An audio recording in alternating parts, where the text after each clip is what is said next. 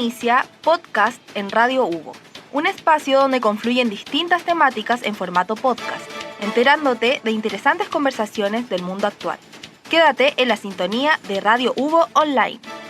En este momento vamos a conversar de una temática bastante interesante y es la política de prevención y sanción del acoso sexual, la violencia y la discriminación de género.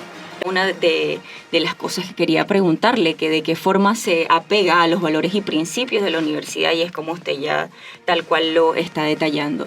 ¿Desde qué fecha comenzó a regir como tal la política dentro de la institución? La ley se dictó el 15 de septiembre del año 2021. La ley establecía un periodo de vacancia que vencía el 15 de septiembre del 2022, es decir, un año. Okay. ¿Un año para qué? Un año para que las instituciones tuvieran elaborada una política, un modelo de prevención y modelo de sanción, que en el caso de nuestra institución son documentos anexos a la política. Es decir, la política es el gran instrumento que establece los lineamientos generales y eso decanta en la función de prevención, en un modelo de prevención, y en la función de investigación y sanción, en un modelo de investigación y sanción. Hay que entender que este tipo de conductas, para erradicarlas, requieren, por una parte, acciones de prevención que están destinadas a hacer un cambio cultural en las personas, y por otra parte, ante la evidencia de un hecho que constituye acoso sexual, la función en alguna medida persecutoria, que en definitiva lo que busca es establecer una sanción, que en el caso de la universidad son sanciones bastante duras. Es decir, para las personas que en la universidad incurren en este tipo de conducta, las sanciones van a ser duras porque el entorno, el medio, el imperativo supone su exclusión. Entonces debemos ser en eso muy serios, y la gente en general dentro de la universidad tiene que entender que lo que buscamos es prevenir, pero que frente al hecho, frente a la infracción, frente al acoso, la universidad tiene tolerancia cero. Claro. No, y finalmente hay ciertas personas que quizás ni siquiera saben identificar estos momentos en que son violentados, siendo discriminados, y de pronto no se atreven a desarrollarlo o no tienen unos lineamientos para saber qué seguir o a dónde acudir también. Es por eso que quisiéramos saber cuáles son los elementos centrales del modelo de prevención que establece la política. Sí, yo señalaría de que el modelo de prevención básicamente se estructura en función de un diagnóstico inicial. O sea, para prevenir, lo primero que uno tiene que hacer, y así está establecido por lo demás la ley, es un diagnóstico general que permita definir ciertos indicadores.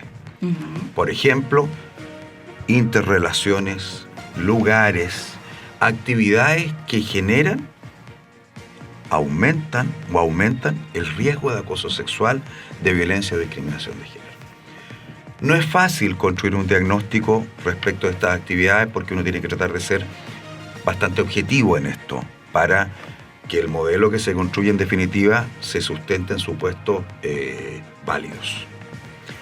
Lo que la universidad hizo fue hacer un levantamiento de todas las denuncias de acoso sexual que hemos tenido del año 2018 al 2021.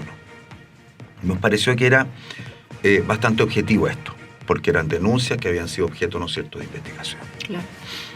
En función de esas denuncias, logramos también establecer una serie de indicadores, por ejemplo, tipo de denunciados, tipo de denunciantes, lugares en los cuales se producían estas conductas, interacciones que las generaban, estándar de uno y de otro, y finalmente, a partir de esos indicadores, llegar a algunas conclusiones.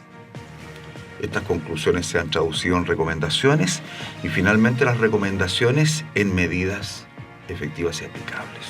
Perfecto. Que es el resultado final del modelo de prevención. Es decir, el modelo de prevención diagnostica, analiza, concluye y a partir de eso emite entonces medidas aplicables que están destinadas a que las diferentes los diferentes organismos, estamentos que conforman la universidad, ¿no es cierto?, las apliquen en su quehacer diario. Y también muchas medidas que tienen por objeto, como lo que estamos haciendo hoy día, difundir.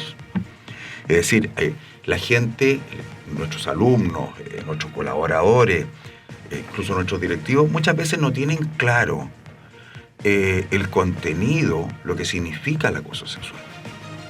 Hay mucha gente que piensa que el acoso sexual es simplemente una conducta de carácter físico, y no lo es. El acoso sexual es verbal, es físico, puede ser presencial, puede ser virtual. Entonces, parte todo esto por, en alguna medida, precisar cuáles son los elementos de la figura del acoso sexual. Y en este sentido, uno debiera señalar que el acoso sexual supone acciones o conductas de carácter o de connotación sexual, ¿verdad? Primero, y aquí viene el primer requisito, que no son aceptadas, que son rechazadas, ¿verdad? Sean físicas, verbales, no verbales, virtuales o presenciales, y que causan en la persona a la cual están destinadas estas conductas, ¿verdad?, una situación de menoscabo, de naturaleza física, psicológica o, en definitiva, que afectan su dignidad personal o su libertad. Y entonces cuando uno mira la figura del acoso, uno se da cuenta que eventualmente puede constituir acoso, por ejemplo, un comentario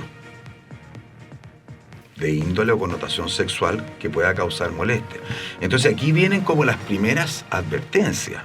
Claro. Y el cambio cultural en el sentido de que hombres y mujeres, ¿verdad?, alumnos, alumnas, colaboradores y colaboradoras, deben en su actuar diario tener un comportamiento y un discurso y un uso del lenguaje adecuado y fundado particularmente en el respeto.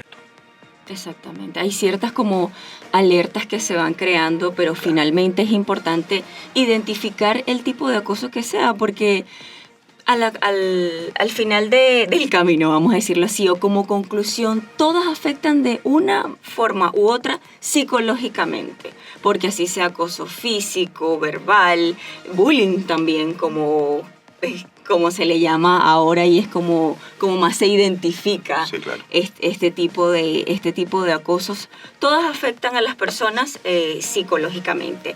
Pero ¿cuál es el proceso para que una persona denuncie un tipo de acoso de este índole? ¿A dónde debe acudir? ¿Debe presentar pruebas? ¿Cómo es el caso de que una persona se sienta vulnerada de alguno de sus derechos? Sufre de acoso sexual, discriminación. ¿Qué debe hacer? ¿Cuál es ese primer paso que un funcionario, estudiante, una persona de la comunidad universitaria debe hacer? Bueno, como señalaba antes, la política establece un modelo de prevención que está estructurado, como lo señalé ya, con un diagnóstico, con medidas aplicables de prevención, y también establece un modelo de investigación y sanción. La norma, la ley, la política entiende que independiente de que avancemos mucho en prevención y en el cambio cultural, siempre existe la posibilidad y el riesgo de que se produzcan estos hechos, y frente a eso tiene que haber claridad para todas las personas, ¿no es cierto?, que componen la comunidad respecto de cómo obrar una vez, ¿no es cierto?, que han sido víctimas de una situación de esta naturaleza. El modelo de investigación y sanción se hace cargo de eso. Okay. Y entre otras cosas, establece, ¿no es cierto?, los mecanismos de denuncia. Aquí es importante recordar que esta ley que regula el acoso, la violencia y la discriminación al interior de las universidades coexiste o cohabita, ¿no es cierto?, con la norma de carácter laboral que está en el Código del Trabajo, que es anterior. El procedimiento, en consecuencia, de denuncia es distinto si se trata de una situación de acoso que afecta a dos colaboradores o si se trata de una situación de acoso que afecta a un alumno. Si afecta a un alumno, independiente si sea otro alumno el que haya intervenido como acosador, o sea un colaborador, o sea un docente, entonces queda afecto íntegramente al modelo de investigación en cuanto a su denuncia. ¿Y cuáles son las diferencias? El colaborador, que es objeto de una situación de esta naturaleza, debe hacer la denuncia ante su vicerrector respectivo, ¿verdad? Esa denuncia, por supuesto, debe tener ciertos caracteres de formalidad en cuanto a entregar los antecedentes, en qué consistió el hecho, la identificación del hechor y bueno, y la identificación de la persona que denuncia. Ese es el camino para los colaboradores. Y en consecuencia aquí está nuestro vicerrector académico, nuestro vicerrector de Administración y Finanzas, nuestro vicerrector de Vinculación con el Medio o nuestro vicerrector de Aseguramiento de la Calidad, ante cualquiera de esas. Y si no estima pertinente eso, lo hace ante el rector porque finalmente él es el que tiene el carácter de empleador dentro de la universidad. Cualquiera de estos vicerrectores finalmente lo que va a hacer es informar al rector para que el rector emita la resolución respectiva y se inicie la investigación. Hay que recordar que el Código del Trabajo permite que se lleven estas denuncias directamente por la Inspección del Trabajo o bien que lo hagan las instituciones, pero en el caso de las investigaciones que hacen las instituciones, una vez terminada la investigación y acreditado eventualmente el hecho del acoso, deben remitirse las conclusiones a la Inspección del Trabajo para que la inspección emita un dictamen, por decirlo de alguna manera, en el que aprueba lo obrado y emita sugerencias, ¿no es cierto?, para efectos de que se aplique la sanción que corresponda de acuerdo a la legislación.